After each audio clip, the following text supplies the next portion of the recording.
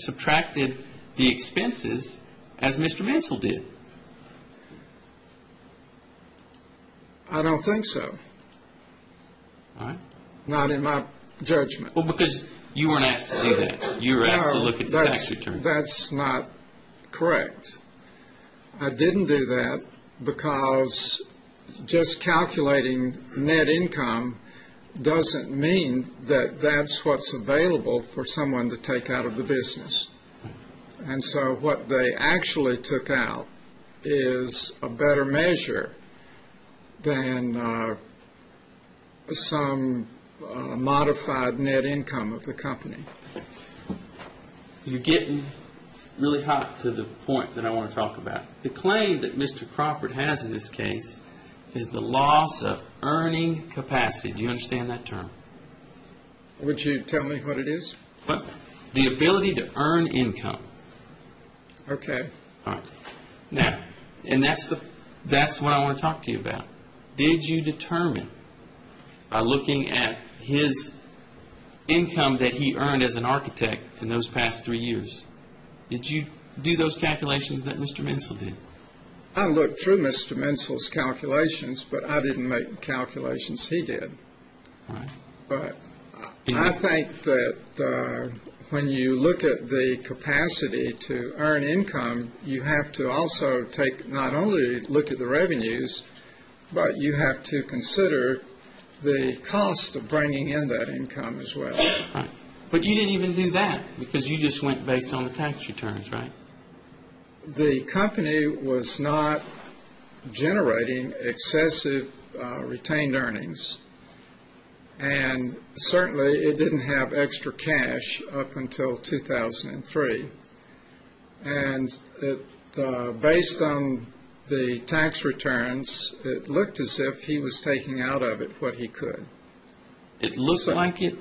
Or based upon an examination of the financial statements, he apparently was taking out what was feasible for him to take out.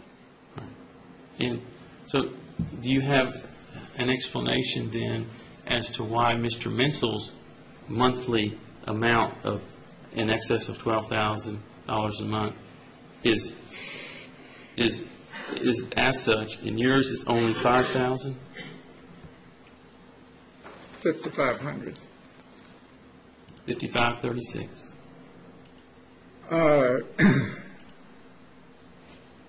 He took out some expenses and he added some revenues.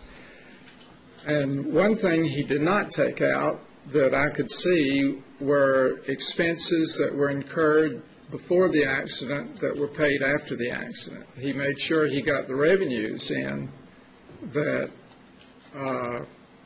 he generated from work that was performed before the accident, but he was not, as far as I could tell, nearly so diligent to take out the expenses that were paid after the accident. And that was one of the things you were asked to do, was to critique his report, correct? Correct. And did you come to some conclusion as to how much of those expenses that he didn't, that he applied forward that you thought maybe he shouldn't have? I didn't think that was germane to the issue. And the reason for that is that that was TRS information and not what Mr. Crawford was earning. And TRS was a separate entity and was not party to this suit. So those were all things that Mr. Gilmore had asked you to assume? I don't know whether I can't remember whether he asked me to assume that or whether I independently assumed that. All right. But wouldn't it help us right now when we're trying to determine which numbers are more accurate? Wouldn't it help us right now to know how that would have changed Mr. Menzel's numbers with those expenses you just talked about? Wouldn't that help us? I don't think those numbers are relevant. Right. But you made sure to bring them up today, did you not? Well, you asked me about those numbers, so I just responded to your All question. right. Anything else about the $317,000 figure that Mr. Menzel is testifying about that you want to critique?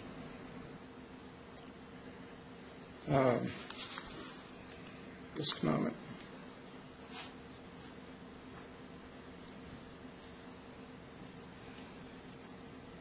I don't.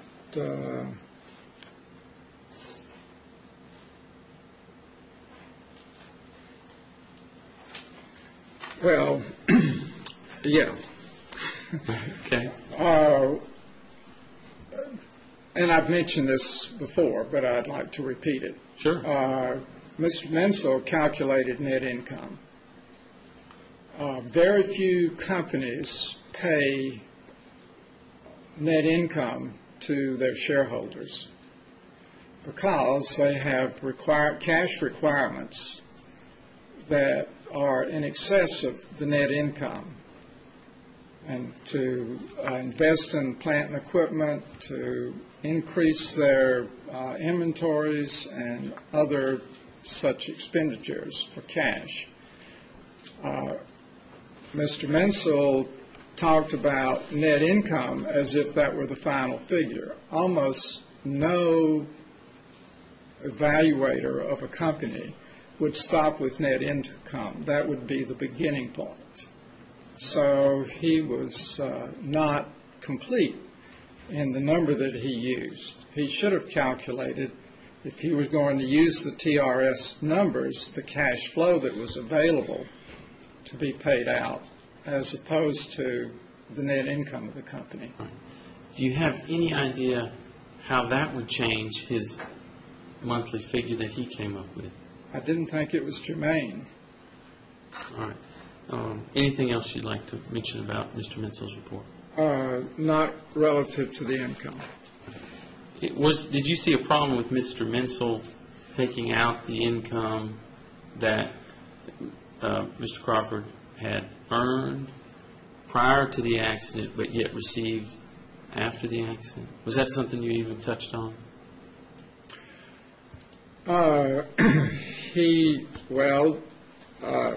It was not symmetric in that he included some income that was probably earned before the accident that should have been collected. So that he counted the income from jobs that were done before the accident but collected after the accident. But there was some work that was done before the accounting period started here that was collected during the accounting period, so that he didn't match up the revenue amounts. Okay. How would that have changed his numbers, do you know? Well, it would have increased his number because he included some income that was due to work that wasn't performed during the accounting period. So it would have increased his monthly average, is that your point? That's correct. And so that's a positive for Mr. Crawford. I beg your pardon? That's a positive for Mr. Crawford. Yeah, but it would have been an inappropriate increase. Oh, and that's why he didn't do it, right? I beg your pardon? And that's why he didn't do it. I'm saying he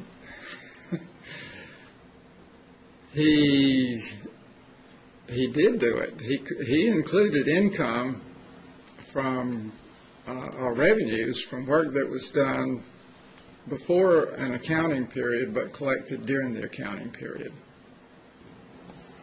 As I understand it, in Mr. Menzel's report, or in his testimony, and what his position is that Mr. Crawford worked on projects. Right.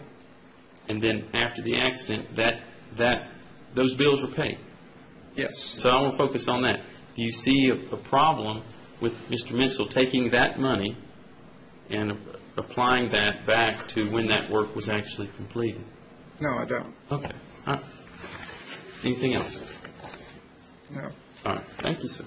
Redirection? No, Your Honor. All right, thanks, sir. You are excused.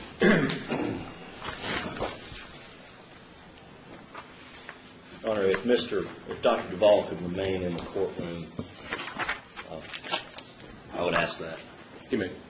And Dr. Fall, if you want him to sit in the council table with you, you can. Or if you want him in the back, that's fine with you. Your next witness. Your Honor, I would just like to read a couple of portions of the deposition of Denise Gross as my final proof. Your Honor, I don't know what particular portions he's going to read. That wasn't provided to me, but I may have, if he can just indicate what those are, I may have an objection. Step over and show him the portions you're talking about.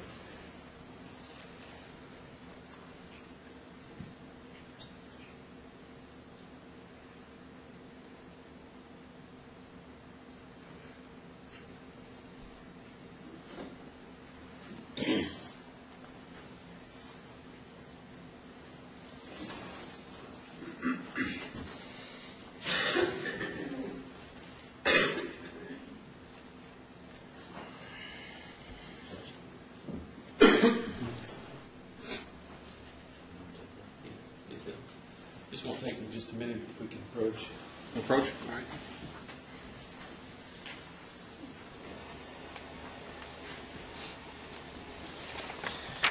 I think I have 3 sections, and the first one, apparently there's an objection to. Well, the issue is I don't think it's relevant whether or not Ms. Gross was hurt. She was the car in front of everybody. So that particular question, were you injured in the accident, I don't think is necessarily relevant to whether or not Mr. Crawford was injured.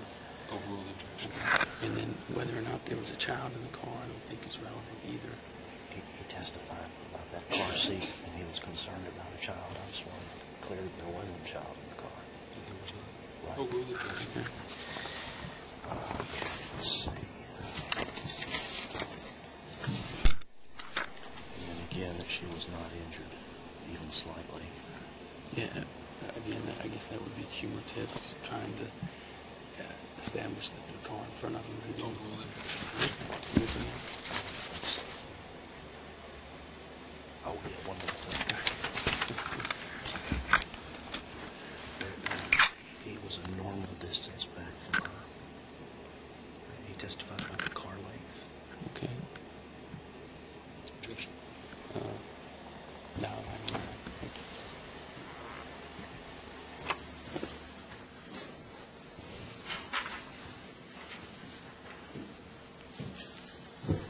Ladies and gentlemen, this is a deposition testimony from Denise Gross, the lead driver.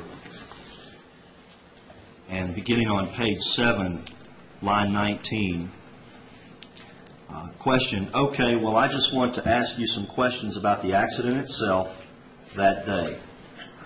Can you, in your own words, summarize what you recall happening? Answer, I was on my way to pick up my son. I was on Hillsborough Road on my way to pick up my son at Forest Hills Baptist, and the car in front of me stopped to turn left into Harpeth Church. I don't recall the whole name of the church. They were turning left into the church. I stopped behind them. I looked in my rearview mirror, and Mr. Crawford stopped behind me. The car in front of me made a quick left turn into the church. I took my foot off the brake to go forward to go to my son's preschool, which was on up ahead. I heard a squeal, crash, and then crash into me. Question, were you injured in the accident? Answer, no. Question, did your airbag deploy? Answer, no. Question, did you have any children in your car at the time? Answer, no. Page 19, line 16. Question, okay, did your head hit anything during the accident? Or did anything happen to your body in the car that injured you even slightly? Answer, no.